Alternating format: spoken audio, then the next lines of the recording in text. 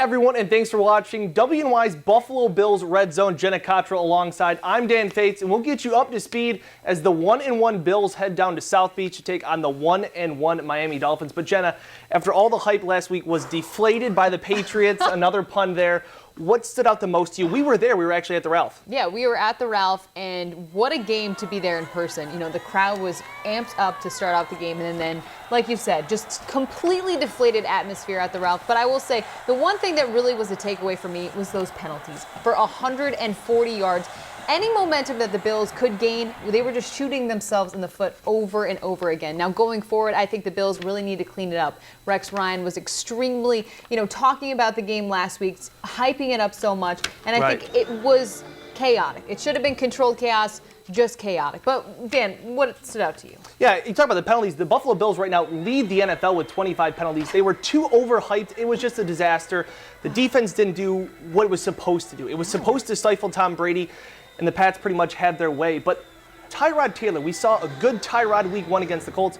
We kind of saw a so-so Tyrod, 3 turnovers, and the stats at the end don't really show you how close the game was or how close it was actually. Yeah. You look at it, Tyrod, halfway through the third quarter, he only had 48 passing yards. So Tyrod needs to be better. And the big question is that offensive line. He was sacked 8 times. I mean, they need to shore up this offensive line. Otherwise, Tyrod's going to be a sitting duck, and LaShawn McCoy's not going to go anywhere. So moving forward, that leads us right into our next point. Jenna, what do you need to see improved heading into this weekend? And you just touched on it. It is that offensive line play. I think the fact that Richie Incognito, like you said, he's been the bright spot. Right.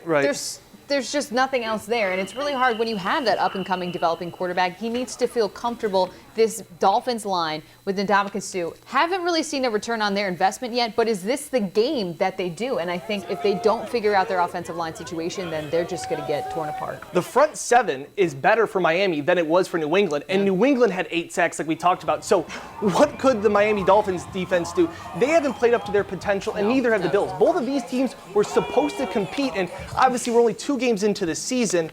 They're not there yet. It's also the Bills are a team that they need to get the lead. They're not going to be a team that's going to be able to come from behind. 100%. The good thing, though, is I feel like this Joe Philbin team is not a team that strikes in the first half. So maybe in the first quarter. So the Bills can use that to their advantage. Like you said, they're not exactly the best team to come from behind. But obviously, the Dolphins running game, does that even have a pulse? Like, can we even talk about that? There's a lot of problems on both sides. Like we said, both teams aren't achieving there. But Rex needs to get aggressive again. The defense was passive last Sunday against the Patriots, and they pretty much had their way. So let's get to it. I'm 2-0 after picking the Patriots last week. Yep. Jenna, you went with the Bills and is now 1-1. Buffalo's on the road for the first time this year. Who do you got and why? I do have the Bills again, and here's why. I think that those issues that were exposed will be addressed this week in practice. I think that, Marcel Darius, was he even at the game on last Sunday? You couldn't even tell, but I think he has a lot to prove, and I think he's going to come out and make a statement. I also think that Tyrod, even though he took those 8 sacks, I think he is becoming more comfortable. And I think that this is going to be the game where he almost breaks out even more against, obviously the Colts was a great game, but we're kind of seeing now. You need to see more. Yeah. One game, it could be a blip on the radar both ways. We had the good, we had the bad. But for me, is there such a thing as a must-win game in September? Or if there's not, this is about as close as it can get. Yeah. There was so much hype after they beat the Colts, but maybe now the Colts win wasn't that impressive after all. You wanted to talk a big game against the Patriots and got punched in the mouth, and now you need to talk, this is 1-1. The loser now is going to be technically 3 games back in the AFC East.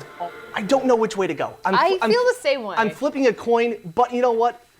I went down to it and I thought the better team on paper is the Bills. Absolutely. They're the better team on paper. Dolphins are coming home, but the Bills are better on paper. I got them edging them out very closely, 23-20, but we'll just have to see. So Jen and I, we are both on the Bills. All right. But we'll have to wait and see. That's it.